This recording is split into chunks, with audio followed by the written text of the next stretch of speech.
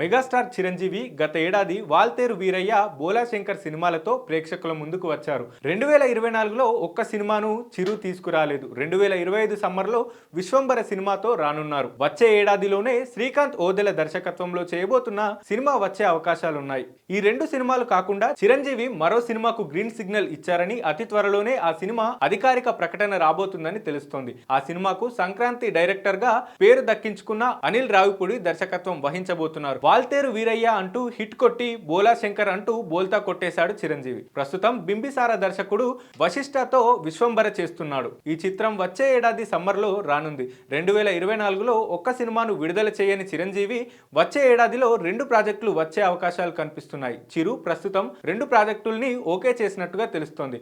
అందులో ఒకటి శ్రీకాంత్ ఓదెలా అని ఆల్రెడీ ప్రకటన వచ్చేసింది. అనిల్ రావిపూడితోనూ ఓ సినిమా ఉందని టాక్స్ వినిపిస్తున్నాయి. శ్రీకాంత్ ఓదెల దర్శకత్వంలో చిరంజీవి హీరోగా నాని సమర్పణ ఒక సినిమా రూపొందించబోతుంది. 2025 చివరి వరకు ఆ సినిమా విడుదలయ్యే అవకాశాలు కనిపిస్తున్నాయి. ప్రస్తుతం వెంకటేష్ తో సంక్రాంతికి వస్తున్నాం సినిమాను చేస్తున్న అనిల్ రావిపూడి చిరంజీవి సినిమాతో బిజీ కానున్నారని సమాచారం. వచ్చే ఏడాది ప్రథమార్థంలోనే ఈ ప్రాజెక్ట్ ఉంటుందని సమాచారం. విశ్వంబర షూట్ ను ఫినిష్ చేసే లోపు అనిల్ రావిపూడి స్క్రిప్ట్ రెడీ చేసుకునే ఛాన్స్ ఉంది. చిరంజీవి 2024 సంవత్సరం మొత్తం ఒక్క సినిమాను విడుదల చేయలేకపోయారు.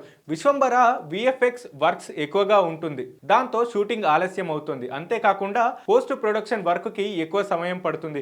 ఆ కారణంగానే ఈ ఏడాది మెగాస్టార్ మూవీ రాలేదు. కానీ వచ్చే ఏడాదిలో రెండు సినిమాలు విడుదల అయ్యే విధంగా ప్లాన్ చేసుకుంటున్నారు. ఏడాది గ్యాప్ లో మొత్తం 3 సినిమాలను చిరంజీవి ఫ్యాన్స్ ముందుకు తీసుకురాబోతున్నారనే వార్తలు వినిపిస్తున్నాయి. అనిల్ రావిపూడి దర్శకత్వంలో ఇప్పటి వరకు వచ్చిన దాదాపు అన్ని సినిమాలు మంచి విజయాలను సొంతం చేసుకున్నాయి. మహేష్ బాబు, బాలయ్యతో అనిల్ రావిపూడి హిట్లు కొట్టాడు. మరి చిరంజీవితో ఎలాంటి జానర్ ను ఎంచుకుంటాడు? మళ్ళీ పాత కథకు కొత్త మెరుగులు దిద్దుతాడా, లేదంటే చిరంజీవితో ఏదైనా ప్రయోగం చేస్తాడా అన్నది చూడాలి. చంటబ్బాయి, రౌడీ అల్లుడు వంటి కామెడీ, మాస్ కమర్షియల్ అంశాలతో కథను అల్లే ఛాన్స్ ఎక్కువగా ఉందని తెలుస్తోంది. గతంలో ఒకసారి చిరంజీవితో డ్రీమ్ ప్రాజెక్ట్ అని చంటబ్బాయి, రౌడీ అల్లుడు లాంటి కామెడీ యాంగిల్ ను మళ్ళీ వాడుకుంటాడని అనిల్ రావిపూడి అన్న సంగతి తెలిసిందే.